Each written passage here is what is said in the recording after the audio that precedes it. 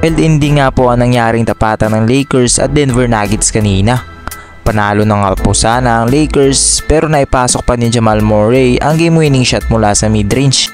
Dismayado nga po itong si LeBron James sa naging kinalabasan ng kanilang naging laro. Dahil yamado nga po ang Lakers kanina.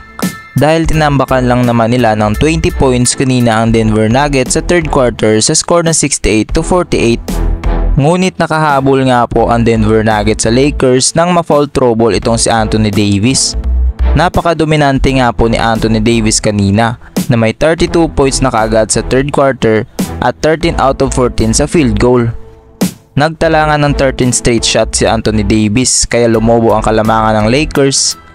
Ngunit sa third quarter na may 2 minutes and 41 seconds remaining time ay tinawagan ng foul si Anthony Davis mula sa illegal screening.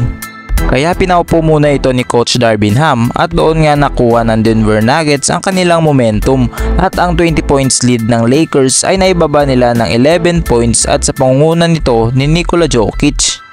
Maganda naman ang naging performance ni D'Angelo Russell na may playoff career high na 7 out of 11 from behind the arc at tama nga po ang naging desisyon ni Coach Darvin Ham na hindi papalitan si D'Angelo Russell bilang first 5 ng Lakers.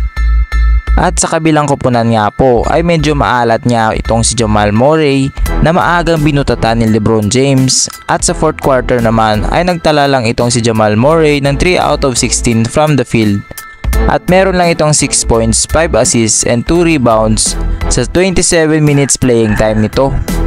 Pero nang makaabante nga ang Denver Nuggets sa fourth quarter mula sa crucial 3-point shot ni Porter ay naitabla nila ang kalamangan ng Lakers at nakabawi naman sa kabila si LeBron at D'Lo. Ngunit sa isang game-winning shot ni Jamal Murray na maalat sa simula pa lang ng laro ay siyang tumapos sa Lakers. Sa buzzer beater game-winning shot nito, pinagkatiwalaan nga ni The Joker itong si Jamal Murray kahit maalat ang naging performance nito. At naipanalo nga nila ang laro sa score na 101-99. 2-0 na nga po ang standing ngayon ng Lakers laban sa Denver Nuggets.